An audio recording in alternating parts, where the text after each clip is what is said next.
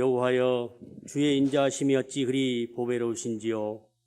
연약한 저희들 주의 날개 그늘 아래에 피하나이다. 진실로 생명의 원천이 주께 있사오니 주의 빛 안에서 말씀으로 은혜의 강물이 넘치나이다.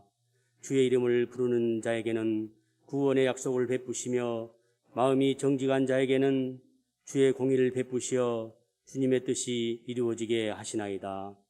긍휼과 사랑이 많으신 하나님 아버지, 한치 앞을 못 보는 우둔한 저희들 이 땅의 무거운 짐을 나 홀로 지고 있사오니 저희의 믿음의 눈이 열리게 하시어 주님께 모든 짐을 내려놓게 하시고 주님이 친히 돌보시고 우리를 정오의 빛과 같이 빛나게 하시어 우리의 삶이 깃털처럼 가볍게 살며 하나님만 의지하는 저희들 되게 하시옵소서. 그리하여 그리스도와 연합하여 새 사람을 입어 우리를 창조하신 하나님의 형상을 따라 지식에까지 새롭게 되어 겸손과 온유로 살게 하시고 그 위에 사랑을 더하여 평강과 감사가 넘치게 하시어 소금으로 맛을 내는 삶을 살게 하시옵소서. 이 나라를 지극히 사랑하시는 하나님 아버지, 새로운 대통령을 세우셨사오니 지혜의 눈이 열리게 하시어 이 나라를 잘 통치하게 하시고 인간의 고집과 아집으로 정치하는 것이 아니고 하나님 앞에 두려움과 떨림으로 정치하며 국민을 위하고 이 나라를 위한 위정을 할 수 있도록 솔로몬의 지혜를 나리워 주시옵소서. 그리하여 이 난국을 잘 극복하게 하시고 모든 국민에게 꿈과 비전을 줄 수 있는 지도자가 되게 하시옵소서. 특별히 기도하옵기는 한 지도자의 욕심과 탐욕으로 말미암아 우크라이나 전쟁을 일으켜 수많은 어린 생명과 죄 없는 백성들이 생명을 잃어가고 있사오니 전쟁이 속히 멈추게 하시고 잘못된 지도자의 판단을 깨닫게 하여 주시옵소서. 또한 이 전쟁으로 인하여 전 세계가 경제적 어려움에 처해 있사오니 속히 회복되게 하시옵소서. 이 지역을 사랑하시어 몸된 교회를 세워주시고 지금까지 은혜로 지켜주셔서 특별히 사랑하시는 사자 목사님을 통하여 이 지역을 복음화로 만드시고 살아있고 생명력 있는 말씀 가운데 늘 성령님이 함께 하시어 우리의 심령이 변화되어 믿음이 견고히 서게 하심에 감사드리옵나이다. 오늘 또 사도행전 말씀을 들고 단 위에 서실 때 주님의 영이 임하여 선포되는 말씀이 살아 숨쉬게 하시어 마음에 상처 있는 성도가 치유되며 육체의 질병으로 고통받는 성도는 질병에서 해방되며 물질로 어려움받는 성도들이 해결되는 역사가 일어나게 하시옵소서. 오늘 또 할렐루야 성가대의 찬양이 금쟁반위에 받들리어 하나님 나라에 상달되게 하시옵소서. 예배를 가장 기뻐 받으시는 하나님 아버지, 우리 모든 성도들이 한 사람도 빠짐없이 대면 예배에 참석하여 신령과 진정으로 올려드리는 예배되게 하시옵소서. 오늘 또 내일 또 변함없으신 사랑 많으신 예수님 이름으로 기도드리옵나이다.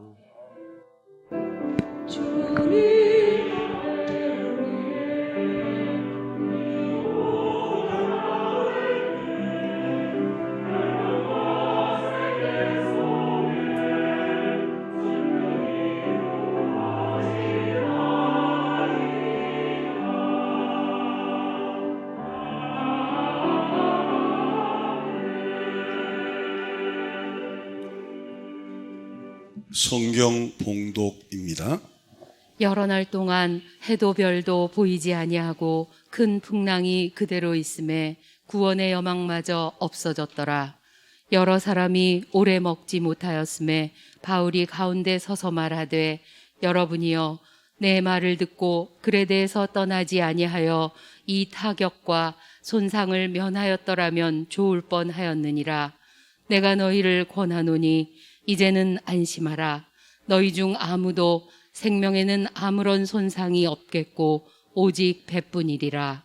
내가 속한 바 곧 내가 섬기는 하나님의 사자가 어젯밤에 내 곁에 서서 말하되, 바울아 두려워하지 말라. 네가 가이사 앞에 서야 하겠고 또 하나님께서 너와 함께 항해하는 자를 다 내게 주셨다 하였으니, 그러므로 여러분이여 안심하라. 나는 내게 말씀하신 그대로 되리라고 하나님을 믿노라. 그런즉 우리가 반드시 한 섬에 걸리리라 하더라. 아멘. 사도행전을 69번째 시간을 했습니다. 다음 주와 다음 2주 뒤에는 이제 사도행전을 마칩니다. 그러면 어떤 책을 공부할 것인가? 요한복음을 공부하겠습니다. 왜냐하면 사도행전과 요한복음의 차이는 사도행전은 요한복음이 기초가 되어서 생긴 열매예요. 그게 교회죠. 그렇죠? 교회는 그냥 이렇게 건물이 있고 성도가 있고 목사가 있고 장로님이 계시고 직분자들이 다 계시지만 이 교회가 서기까지는 그리스도가 어떤 일을 하셨는가가 중요하잖아요. 예수님 없으면 이 교회는 모일 이유가 없잖아요. 그래서 항상 설교자는 사도행전을 하고 사복음서를 하고 구약을 하고 사복음서를 하고 이러면서 이게 이제 그 시스템을 맞춰가는 거죠. 그러면 요한복음은 무슨 책이냐? 요한복음은 마태복음, 마가복음, 누가복음, 요한복음이 있는데 이걸 사복음서라 그래요. 다 복음서예요. 복음서라는 건 4가지 다 예수님에 대한 얘기예요. 근데 마태복음, 마가복음, 누가복음은 공간복음이라 그래요. 공간복음이라는 것은 같은 관점에서 이 성경을 보았다. 그래서 공간복음이라 그래요. 그럼 어떤 관점에서 보았는가? 마태복음, 마가복음, 누가복음은 예수님의 인성, 즉 예수님이 가지고 계신 이 땅에 오실 때 육체를 입고 하나님이 이 땅에 오셨잖아요. 육체 부분을 조명한 거예요. 그래서 마태복음, 마가복음, 누가복음을 보면 예수님이 굶주리고 예수님이 슬퍼하시고 예수님이 민망히 여기고 예수님이 막 화가 나시고 이런 우리와 똑같은 인간적인 모습이 마태복음, 마가복음, 누가복음을 공부하면 나와요. 그러니까 만약에 마태복음, 마가복음, 누가복음만 계속 공부하게 되면 교회가 어떻게 흘러가냐면 이 교회도 뭐 우리 인간이나 별반 관계가 없구나 이렇게 흘러가는 거예요. 그럼 큰일 나는 거예요. 근데 이 요한복음은 뭐냐? 예수님은 이 땅에 하나님이 육체를 입고 오셨잖아요. 그러니까 육체의 부분은 마태, 마가, 누가가 있고 자연적으로 요한복음은 예수님의 신성, 즉 예수님의 하나님 되심을 공부하는 거예요. 그래서 우리가 사도행전을 공부하면서 과목을 우리가 70주를 설교를 했는데 70주를 설교를 하면서 교회가 이런 모습 저런 모습 그리고 교회가 풍랑을 당하고 또 좋은 모습도 당하고 한 성도가 믿음의 길을 가면서 승리의 길도 있고 좌절의 길도 있고 많은 길을 가는 그 이유와 뿌리가 뭐냐면 예수님이에요. 만약 예수님이 없다면 우리가 그럴 이유가 없죠. 그래서 그러니까 2주 뒤 3주 뒤부터는 요한복음을 공부하는데 제가 왜 이 말씀을 드리냐면 여러분들이 요한복음을 읽어오시고 또 가능하면 서점에 가서 요한복음에 관한 설교집 말고 저는 설교집 보는 걸 그렇게 여러분에게 추천하지 않습니다. 뭐 주석이나 요즘 쪽 주석이 나오더라고요. 한 권짜리 보수적인 관점에서 주석이 있으면 좀 추천해 주십시오 그러면 돼요. 아니면 여러분 매일 성경이 있잖아요, 그죠? 그 매일 성경 중에서 요한복음을 가지고 한번 쭉 훑어오세요. 한번 쭉 훑어오시면 저하고 거의 맥락이 비슷해요. 저는 설교의 뿌리가 어디 있냐면 매일 성경에 있어요. 매일 성경. 매일 성경 위에 그 설교의 집을 세워가는 거예요. 그러니까 여러분들이 이제 3주 뒤부터 시작할 요한복음에 가지고 기도하시고 또 말씀을 묵상하시고 좋은 주석을 보시고 저와 같이 이제 교제할 때 좀 더 말씀이 풍성해지지 않겠습니까? 오늘 말씀으로 들어가도록 하겠습니다. 아그리파 왕과 베스토 총독에게 이제 신문을 받았어요. 이제 최종 신문을 받았으니까 로마로 이제 가는 거죠. 로마로 압송을 당하는 중에 이 사건이 일어났어요. 여러분이 잘 아는 유라글로 태풍을 만났는데 그 배는 사람들이 276명이 탔다고 성경에 기록하고 있어요. 276명이면 지금 뭐 크루즈나 이런 거 보면 얼마 안 되지만 그 당시 배편으로 보면 상선치고는 굉장히 큰 배예요. 그죠? 여객선이 아니고 이 배는 상선이에요. 여기는 밀도 있고 화물도 있고 여러 가지 물류를 움직이는 배다. 성경은 기록하고 있어요. 거기에 곁따라서 누가 가냐면 로마의 백부장과 압송하를 책임자와 또 바울이 포승줄에 묶여서 제수로서 지금 로마로 향하던 중에 일어나는 내용입니다. 선장이 이렇게 보니까 항해와 일지와 여러 가지 상황을 보니까 항해가 어려워요. 그래서 사람들이 이야기합니다. 내가 지금 이 항해 중에 미항을 잠깐 정박하는데 이 항해가 불가능할 것 같다 그랬어요. 그러니까 사람들이 다 뭐라냐면 괜찮다고 베닉스로 가자고. 베닉스로 가면 별 문제가 없다는 거예요. 그러자 사도 바울이 말립니다. 생명이 위태하니까 가면 안 된다. 성경 어디 있냐면 27장 9절에 있습니다. 여러 날이 걸려 금식하는 절기가 이미 지났으므로 항해하기가 위태한지라 바울이 그들을 권하여 말하되 여러분이여 내가 보니 이번 항해가 하물과 배만 아니라 우리 생명에도 타격과 많은 손해를 끼치리라 하되 백부장이 선장과 선주의 말을 바울의 말보다 더 믿더라. 이 당시까지만 해도 백부장과 선장의 말의 위력이 영적인 그 바울, 하나님의 사람인 바울의 말보다 더 귀중히 여겼어요. 좀 더 구체적으로 이야기하면 사회적인 경험과 경륜이 있는 말을 하나님의 신적인 말보다도 더 소중히 여겼습니다. 그러자 얼마 안 가서 유라굴로 태풍을 만났어요. 그 문헌에 보니까 유라굴로 태풍은 어느 정도의 큰 태풍이냐면 과거에 우리나라에 제가 국민학교 때, 초등학교 때 사라오 태풍 기억하십니까? 예, 사라오 태풍이 있는데 그 사라오 태풍만큼 저는 어릴 때 부산에서 자랐는데 배가 자갈치시장 위에로 올라왔어요.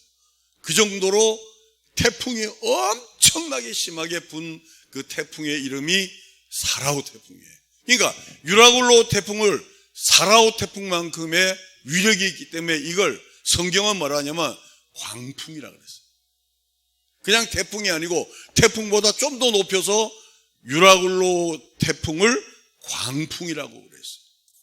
그래서 여러 날 동안에 풍랑이 계속되자 이 사람들이 구원의 여망이 다 끊어졌다. 이제는 살 소망까지 다 끊어졌다는 거예요. 사도행전 23장 11절입니다. 그날 밤에 주께서 바울 곁에 서서 이르시되 담대하라. 내가 예루살렘에서 나의 일을 증언한 것 같이 로마에서도 증언하여야 하리라 하시니라. 이 말을 좀 올려놓으시고 바울이 왜 담대한 이유가 뭐냐는 거예요. 바울이 우리와 똑같은 성정을 가진 자고 그도 슬픔을 알고 그도 기쁨을 알고 그도 좌절을 겪고 그도 성공을 아는 사람인데 왜 바울은 결정적일 때, 왜 바울은 모든 사람이 두려워할 때, 왜 바울은 모든 사람이 막 그냥 깜짝깜짝 놀랄 때 바울은 초심을 잃지 않고 늘 그 중심에 있는 거예요. 그 중심을 붙들고 있는 말씀이 뭐냐면 하나님 말씀이에요. 이렇게 될 것이다 저렇게 될 것이다가 아니고 바울은 자기를 세우신 하나님의 뜻이 무엇인지를 아는 거예요. 내가 예루살렘에서 나의 일을 증언한 것 같이 로마에서도 너는 증언하자는 거예요. 그러니까 로마로 가는 중에 태풍을 만나도 그는 로마로 가는 거예요. 로마로 가는 중에 박해를 당해도 그는 로마로 가는 거예요. 로마로 가는 중에 에베소에서 실컷 두들겨 맞고 이놈 죽었구나 하고 가만히 돌돌 맞아서 던질더라도 툭툭 털고 일어나서 또 로마로 가는 거예요. 그리스도인이 누구냐면 그리스도인은 그런 사람이에요. 그러니까 성경 한 구절 가지고 나는 이 말씀이 좋아, 나는 이 말씀이 나를 위로해, 괜찮은 얘기예요. 그러나 그렇게 하면 명심보감이 돼요. 그렇게 하면 명심보감이 돼요. 옛날에 이런 목사님 계셨어요. 그 감사한금 들고 복채 들고 가면 할렐루야 할렐루야 할렐루야, 모든 세리와 죄인들이 말씀을 들어가게, 너는 하나님의 말씀을 가까이 하면 복이 임할 거야. 그걸 아멘하고 가는 거야. 그런 목사가 있었어요. 근데 그게 대한민국은 먹힌단 말이에요. 옛날에 김계아라고, 이제는 뭐 그분이 활동을 안 하니까, 할렐루야 기도원 얘기 들어봤어요? 들어봤죠? 그 여인은 이 손톱을 이렇게 길러, 이까지 길러요. 길러가 환자 들어오면 그 상처를 탁 터뜨려요. 그 피가 팍 튈 거 아니에요. 악기가 물러갔다는 거예요. 근데 남서울교회 모 장로님은 거기에 갔단 말이에요. 여러분, 홍정길 목사님이 왜 미랄교회로 가신지 아세요? 그거하고 연관이 없는 거 아니에요. 내가 기른 장로인데 이렇게 돼버린 거예요. 막 깜짝 놀래가 충격을 받으신 거예요. 여러분, 그리고 홍정일 목사님을, 대한민국에서 그런 목사님을 만나기가 쉽지 않아요. 아주 훌륭한 목사님이에요. 오카노 목사님이나 홍정일 목사님은 앞으로 100년사에 그런 목사님이 나올까 할 정도로 저가 범접할 수 없는 훌륭한 목사님이세요. 근데 그런 목사님이 그 교회에서 그렇게 주옥 같은 말씀을 듣고 주옥 같은 설교를 듣고도 그렇게 됩니다. 그 목사님이 충격을 받으십니다. 아니, 어떻게 직분자가 제자훈련도 하고 성경 공부도 하고 그 대한민국에서 내놓으라는 목사님의 설교를 들으면서도 손톱에 그 상처 이렇게 난 그 고름을 터뜨려서 그게 귀신이 나갔다고 하고 거기다 할렐루야 아멘해서 그 기도원 이름이 뭐라고요? 외우지 마세요. 또 거기 갈까봐 걱정이 나죠. 왜 이런 문제가 일어나는가? 모든 성경은 기승전결이 있잖아요. 소설도 기승전결이 있고 모든 책은 시작이 있으면 마지막이 있어요. 근데 우리는 그 가운데서 내가 원하는 거 하나를 딱 끄집어내어서 나는 이게 좋아하고 끝나는 거예요.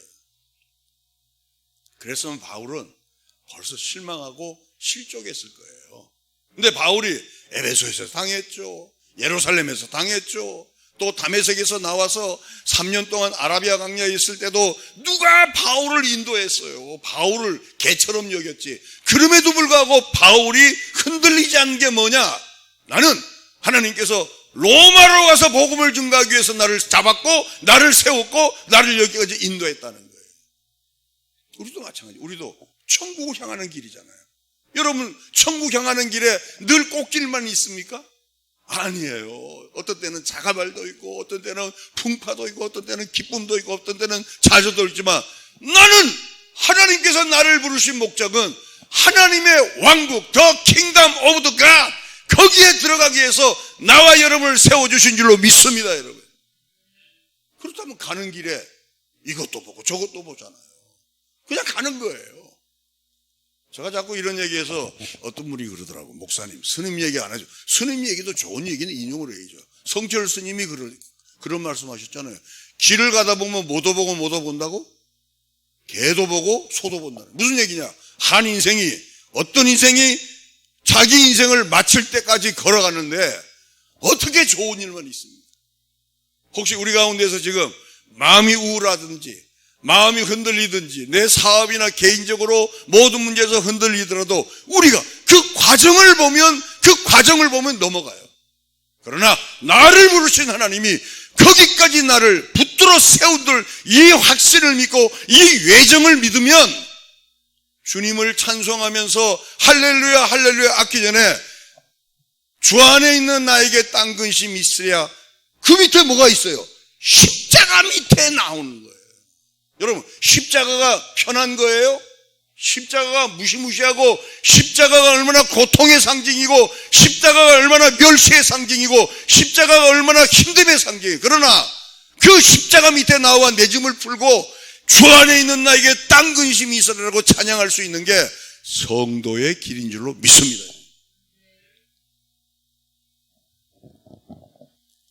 주께서 주신 말씀, 로마에 가서 가이사 앞에 서야 하리라. 우리는 우리에게 적용하면 나는 하나님의 백성이야. 내가 어떤 일을 당해도 나는 하나님의 앞에 가는 그 하나님의 앞에 가는 자로서의 길을 걸어가겠다. 자존감이 생기는 거죠. 한 군데 더 볼까요? 21절부터 27절까지 오늘 좀 읽었지만 한 번 더 이제 이제까지 설명을 기억하면서 보겠습니다. 여러 사람이 오래 먹지 못하였음에 바울이 가운데 서서 말하되 여러분이여 내 말을 듣고 글에 대해서 떠나지 아니하며 이 타격과 손상을 면하였더라면 좋을 뻔하였느니라. 내가 너희를 권하노니 이제는 안심하라. 너희 중 아무도 생명에는 아무런 손상이 없겠고 오직 배뿐이리라.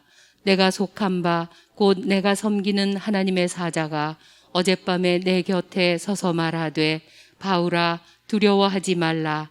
내가 가이사 앞에 서야 하겠고 또 하나님께서 너와 함께 항해하는 자를 다 네게 주셨다 하였으니 그러므로 여러분이여 안심하라. 나는 내게 말씀하신 그대로 되리라고 하나님을 믿노라. 그런즉 우리가 반드시 한 섬에 걸리리라 하더라. 10나흘째 되는 날 밤에 우리가 아드리아 바다에서 이리저리 쫓겨가다가 자정쯤 되어 사공들이 어느 육지에 가까워지는 줄을 짐작하고. 아멘. 그러니까 사도행전 23장 11절 말씀이나 사도행전 27장에 나오는 말씀이나 일간 동일한 말씀입니다. 네가 로마에 가리라. 네가 가이사 왕 앞에 서리라. 로마와 가이사의 말만 달랐지 바울이 그토록 담대하게 된 배경이 뭐냐? 주의 진리를 향하여 나갈 수 있는 십자가 군병같이 나갈 수 있는 힘의 근원과 힘의 배경이 뭐냐는 거예요. 하나님 말씀이라. 그래서 우리는 말씀을, 개신교는 설교 시간이 그 무엇보다도 중요하다. 개신교는 말씀이 오직 말씀, 오직 성경, 오직 은혜, 오직 예수, 오직 하나님께 영광을. 할렐루야. 그거 빼면 아무것도 없어요. 그래서 사도행전을 공부한 이후에는 다시 사복음서에 오고 또 사사기 공부한 이후에는 또 사복음서로 오고 계속 이러면서 안팎을 다져가는 거죠. 자, 그러면 여기서 우리가 이제 생각할 부분은 바울을 인도하시는 하나님의 뜻은 도대체 뭐냐는 거예요. 조금 전에도 서론 부분에 제가 설명했습니다마는 여러 사람이 타고 가는데 그 중에는 장사를 향해서 이익을 남기고 또 이 물건을 팔아서 이렇게 또 이익을 남기며 또 무역상도 있고 여러 가지 자기의 개인적인 희망과 소망과 꿈을 가지고 그 배에 자기의 재산을 걸고 운행을 했을 거예요. 쉽게 말하면 모두가 다 자기의 꿈들을 가지고 가는 거예요. 우리 인생도 마찬가지잖아요. 인생도 지금 가난한 게 문제가 아니고 꿈이 없는 인생은 그건 불행한 거예요. 그래서 제가 나이 먹는 우리 친구 같은 우리 그 성도님들에게 제가 간곡히 부탁하는 건 죽을 때까지 꿈은 가져야 된다. 아니 꿈이 없으면 우리 인생은 그냥 빨래비누처럼 소모품이 되는 거예요. 특별히 우리 여성 여러분들이 왜 그 우울증이 자주 오냐면 꿈을 자꾸 놓아버려요. 내가 이게 이런 얘기해도 되나 모르겠죠. 우리 안성령하고 나계동 씨는 이제 그 당국대학교 평생교육원에 가서 발성을 배우려고 그래. 비웃는 거예요? 뭐라도 해야 되겠더라. 안 하면 안 되겠더라. 뭐라도 해요. 전 여러분에게 간곡히 부탁합니다. 꿈을 이루면 안 돼요. 꿈을. 오늘 여기에 이 본문에 나오는 사람들 중에 276명 중에 모두가 다 물건을 가지고 탔단 말이에요. 여객선이 아니니까. 단 그 중에서 여객이 아닌 사람이 누구냐면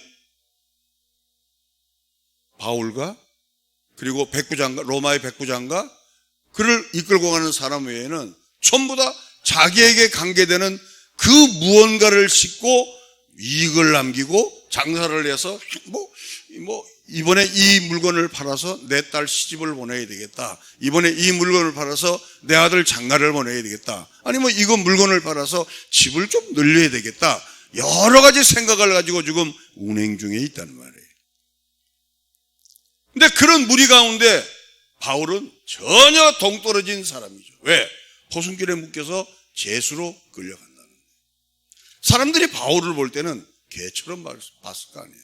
저거 무슨 죄를 저질렀길래 저거는 저렇게 개처럼 끌려가느냐 하는 거예요.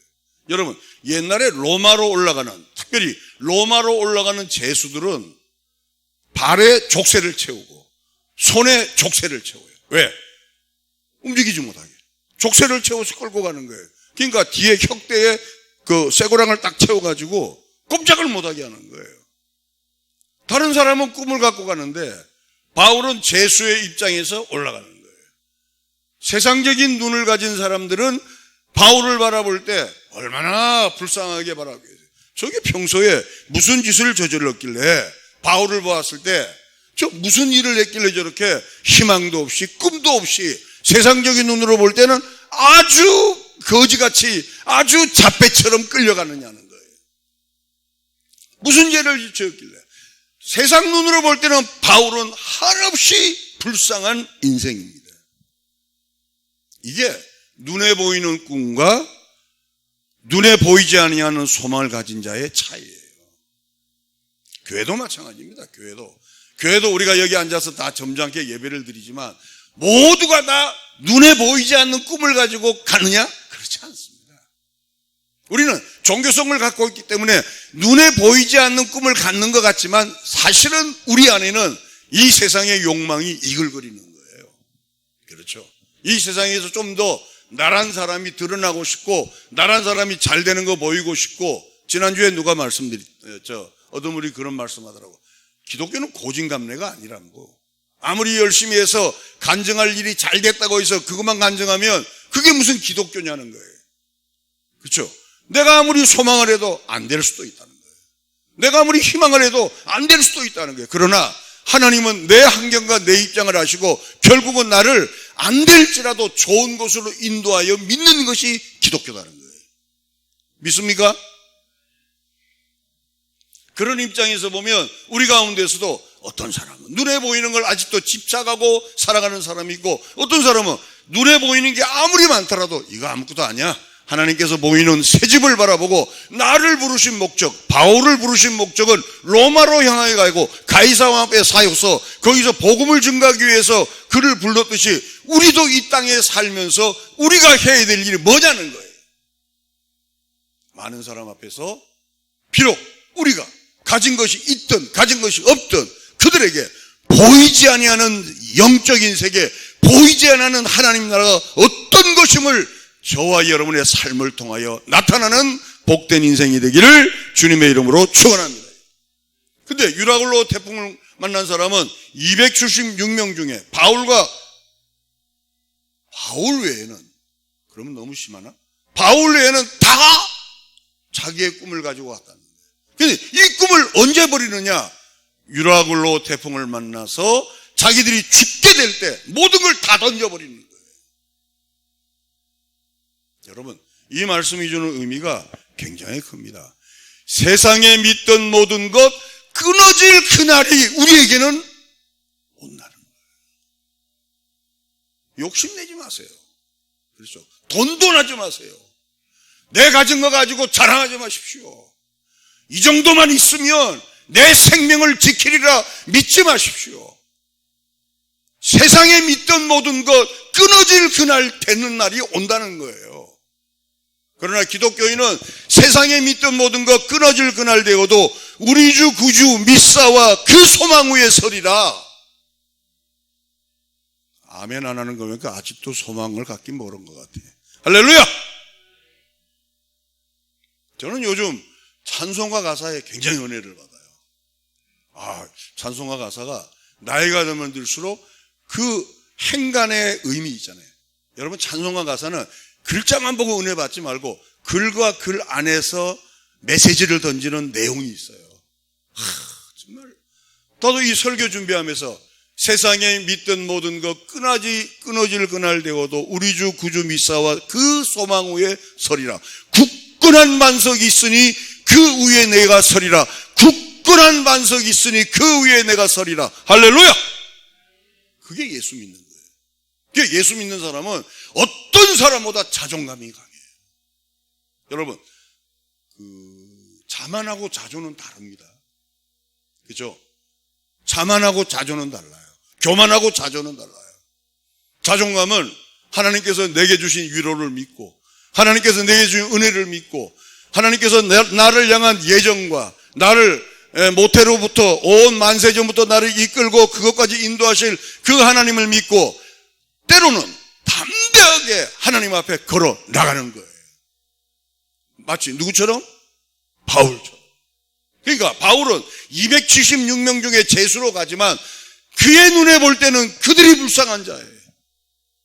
그들은 바울을 불쌍히 여기지만 바울의 보이지 않는 세계를 바라보고 영광을 향하여 걸어가는 바울의 눈을 볼 때는 그들이 불쌍한 자들이에요.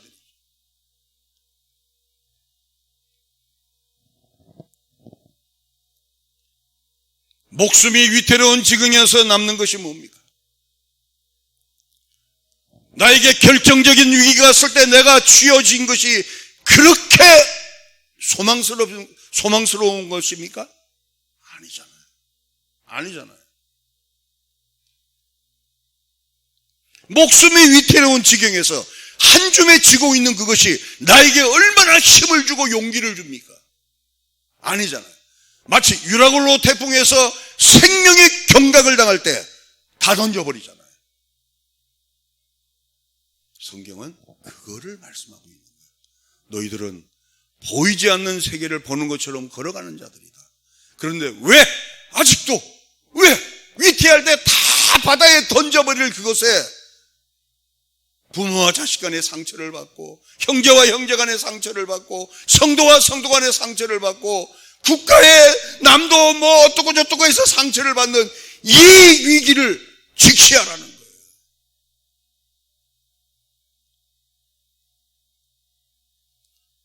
유라굴로 태풍은 과거 2000여 년 전의 사건이 아니고 오늘도 내 심령에서 일어나는 사건이에요. 오늘 생명의 위기 앞에서 다 던져버릴 그걸 가지고 우리는 있네 없네 가졌네 안 가졌네 부자네 가난하네 이걸 논하고 있는 영적인 사람이라면 아직도 우리는 종교인이라는 거죠. 그들은 강풍이 몰아치기 전에는 바울을 한낱 제수로 봤어요. 그러나 강풍을 만나고 죽게 되자 아무것도 없는 사람, 보통 사람보다 더 비천한 제수로 가는 바울의 진가를 맛보는 거예요. 지금 우리나라는 위기입니다. 왜 위기냐면 대통령이 바뀌어도 위기입니다. 왜 위기냐면 진보와 보수가, 보수는 보수대로 꽈리를 틀고 진보는 진보대로 꽈리를 틀어서 서로 풀지를 않는 거예요. 경찰, 검사 어디나 다 보수 진보가 쌍벽을 이루고 있어요. 정치권만 있는 게 아니고 이제 보니까 전부 다 콘크리트 벽을 치고 있어요. 위기입니다. 대한민국 이대로 가다가는 어떤 항해를 할 줄 몰라요. 근데 저는 하나 믿습니다. 왜?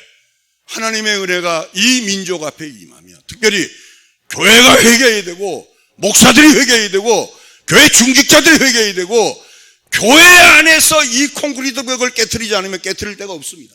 믿습니까? 없습니다.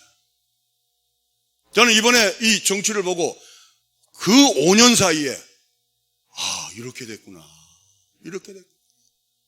진보는 진보대로 보수는 보수대로 철통을 지키는 거예요. 대통령한테 막 대들잖아요. 대통령 앞에 항명하잖아요. 무슨 얘기냐? 그만큼 뒤에 뿌리가 깊게 있다는 거예요.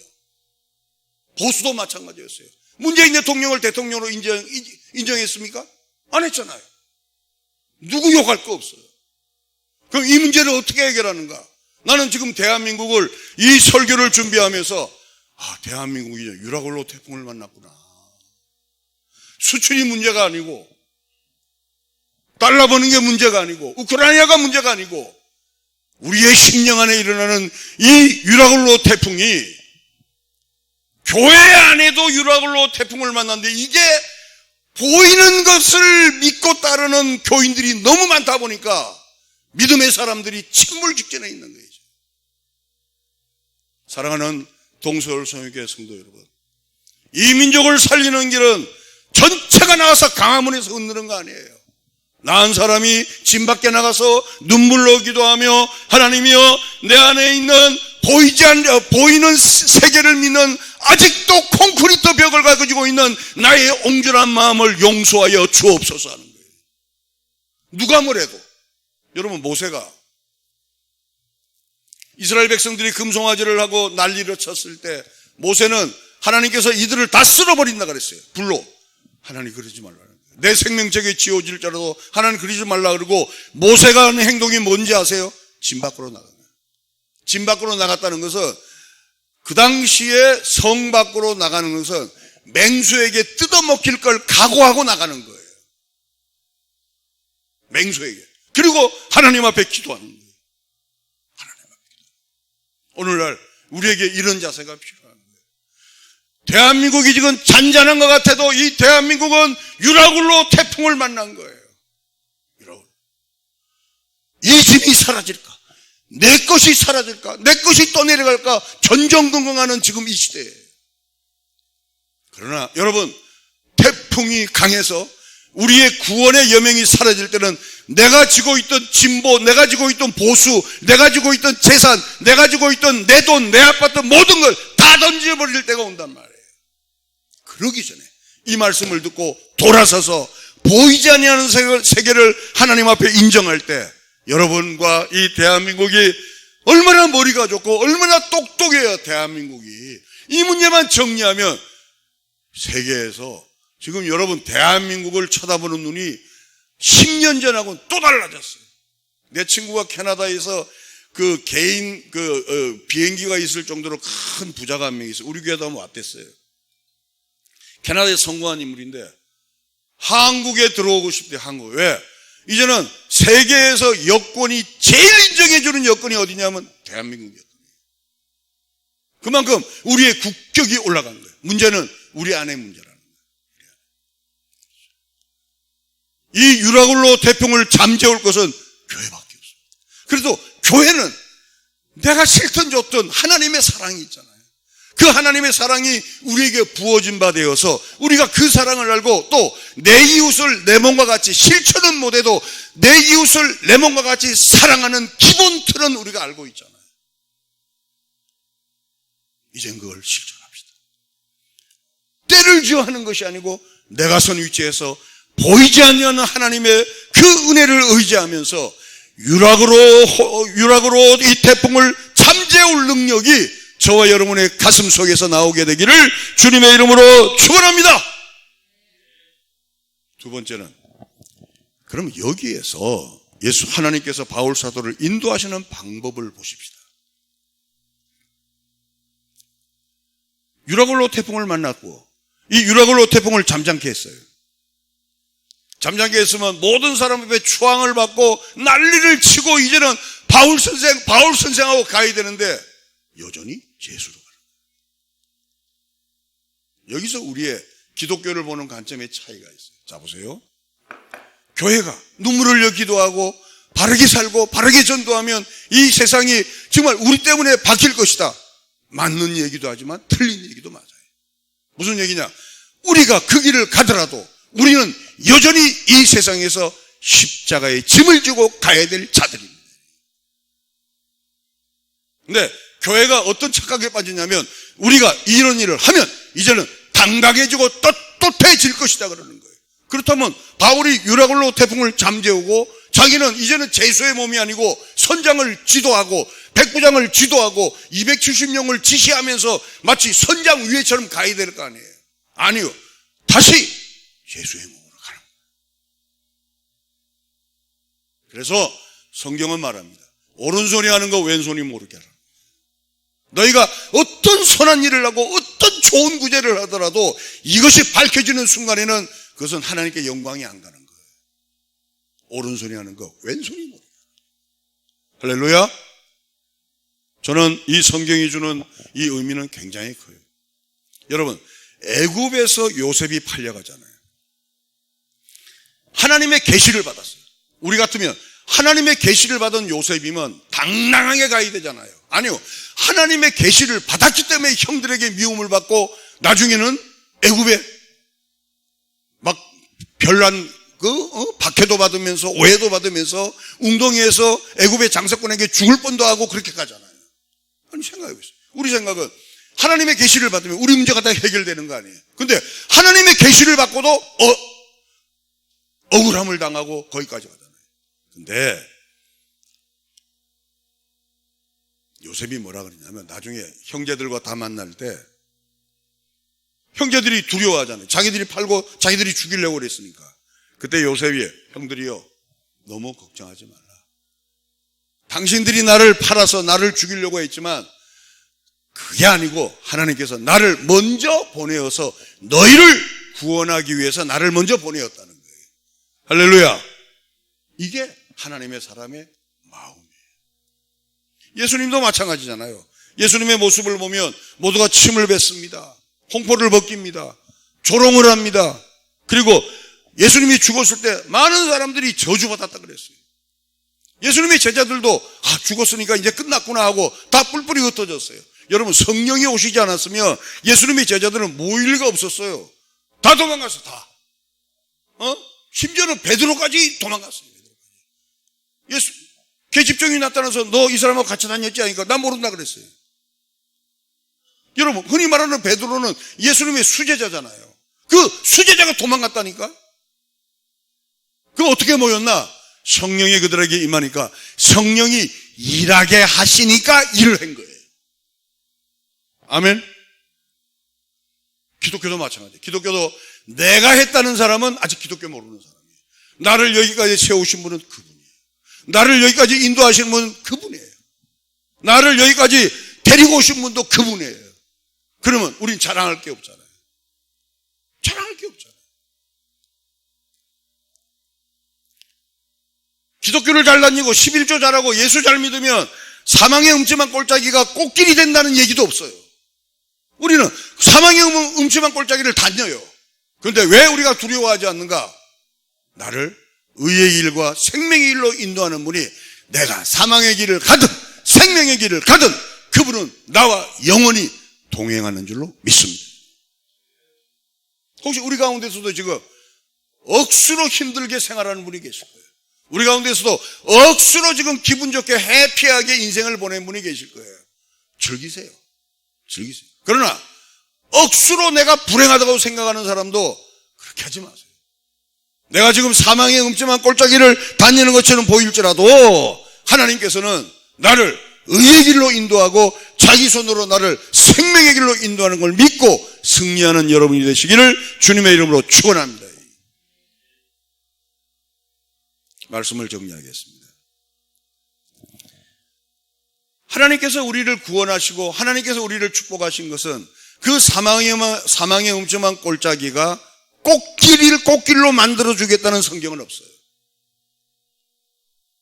어떤 사람은 생명의 길로, 어떤 사람은 사망의 길로 가는 것처럼 보일지라도 너희가 해를 두려워하지 않는 것은 주께서 너와 함께 하심이라는 거예요. 즉 우리는 보이는 세계를 믿는 자가 아니고 보이지 않는 것을 보는 것처럼 믿는 것이다. 그럼 이 설교가 왜 있는가? 오늘 우리 사는 세상은 강풍이 몰아치는 곳이기 때문에 유라굴로 태풍을 이 말씀에 기록했다는 거예요. 무슨 얘기냐? 미친 바람이 불고 있어요. 오늘도. 여러분, 우리가 코로나 언제 생각이나 했댔어요? 코로나. 우크라이나 사태 때문에 경제가 이렇게 뒤집어지는 거 언제 생각이나 했었어요? 그렇잖아요. 지금 중공이 대만과 으르렁거리고 한국을 건드리고 이러는 거 여러분 절대 쉽게 보면 안 돼요. 그렇죠. 절대 쉽게 보면 안 돼요. 근데 우리가 하나님께 기도하면 하나님께서 이걸 지켜준다고 말을 하지만 지켜줄 것 같아요? 그러면 왜 우리가 예수를 믿는가? 이거예요. 하나님께서는 이 환경을 통하여, 이 유라굴로 태풍 같은 환경을 통하여 하나님만 의지하는 한국 그리스도인으로 만들기 위해서 한국을 핸들링하는 중일로 믿습니다. 그러면 응답이 간단하잖아요. 나 혼자만, 다른 사람 생각하지 말고 나만, 지금 미친 유라굴로 태풍이 이 민족 앞에 있구나, 이 미친 유라굴로 태풍이 내 인생 앞에 있구나 하는 걸 알고 하나님 앞에 기도합니다. 하나님, 내가 잘못했습니다. 나를 용서해 주십시오. 하나님, 내가 너무 천진난만하게 게을렀습니다. 내 신앙의 형태가 기도도 잃어버렸고 성경 읽는 것도 잃어버렸고 하나님 앞에 헌신하는 것도 잃어버렸고 충성이란 단어는 이미 잃어버린 지 10년이 되었습니다 라고 고백할 때 하나님은 우리를 붙들어서 우리로 하여금 세계의 빛나는 민족을 만들어서 이 수많은 교회 자원을 통하여 아직도 세계의 복음을 증거하는데 쓰임받는 민족으로, 한국교회로 사용하기 위한 하나님의 계획인 줄로 믿습니다. 말씀을 정리합니다. 요한계시록 18장 15절입니다. 바벨론으로 말미암아 지부한 이 상품의 상인들이 그의 고통을 무서워하여 멀리 서서 울고 애통하여 이르되 화잇도다 화잇도다 큰 성이여, 세마포 옷과 자주 옷과 붉은 옷을 입고 금과 보석과 진주로 꾸민 것인데 그러한 부가 1시간에 망하였도다. 모든 선장과 각처를 다니는 선객들과 선원들과 바다에서 일하는 자들이 멀리 서서 그가 불타는 연기를 보고 외쳐 이르되 이 큰 성과 같은 성이 어디 있느냐 하며 티끌을 자기 머리에 뿌리고 울며 애통하여 외쳐 이르되 화잇도다 화잇도다 이 큰 성이여, 바다에서 배부리는 모든 자들이 너희 보배로운 상품으로 치부하였더니 1시간에 망하였도다. 유라굴로 태풍은 개인이 망하는 거예요. 조금 있다가 유라굴로 태풍은 개인이 망하는 거예요. 근데 이 바벨론은 국가가 망하는 거예요. 자, 계속 읽어보세요. 하늘과 성도들과 사도들과 선지자들아, 그로 말미암아 즐거워하라. 하나님이 너희를 위하여 그에게 심판을 행하셨음이라 하더라. 이 내용은 요한계시록에 나오는 마지막 15장에 준하는 내용이죠. 결국 바벨론 성은 절대 안 망할 것 같은 여겼어요. 그렇죠. 그러나 그 바벨론이 페르시아에게 넘어가고 그 페르시아가 로마에게 넘어갔고 그 세계의 강국들은 그렇게 쓰러져 가는 거죠. 요한계시록에 왜 바벨론이라는 이 나라의 망함을 이렇게 직시하는가? 너희 손에 보이는 거, 너희 손에 쥔 거, 네 눈으로 보는 거, 네가 가지고 있는 모든 거 무너질 그날이 온다는 거예요. 여러분, 기독교는 우리로 하여금 희망을 잃어버리게 하는 그런 종교는 아니에요. 그러나 헛된 희망을 심어주는 것도 기독교는 아니에요. 성경은 이런 내용이 도처에 있습니다. 이게 내 거고 이게 내 성이고 이게 내 땅이고 오늘날 네 영혼을 찾아가면 이것이 다 네 것이 되겠느냐, 이런 잔잔한 것들이 너무 많아요. 그러나 요한계시록에서는 왕창 쏟아버리는 거죠. 바벨론 망할 것 같지 않지? 천년만년 있을 것 같지? 아니다. 진리 외에는 다 쓰러진다. 그게 종말론입니다. 여러분, 종말론은 언제 오는가 관심 갖지 마세요. 낮에 오는가 밤에 오는가.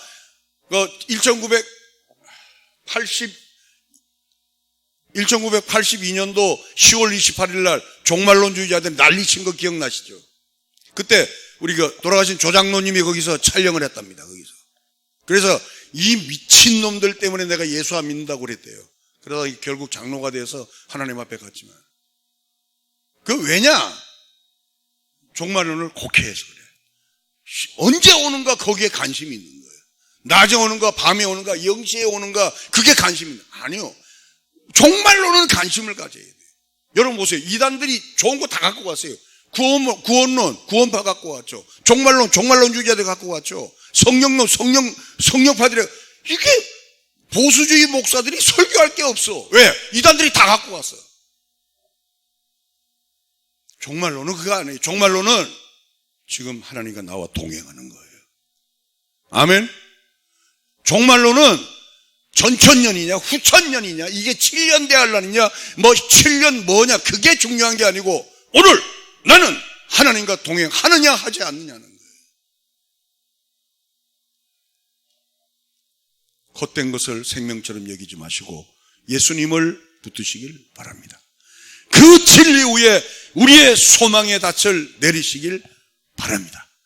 아무쪼록 우리 동서울 성육교회는 하나님의 은혜가 넘쳐서 여러분의 믿음이 갈수록 강력해지고 진리 위에 십자가 공기 들고 나아가는 은혜가 있게 되길 바랍니다.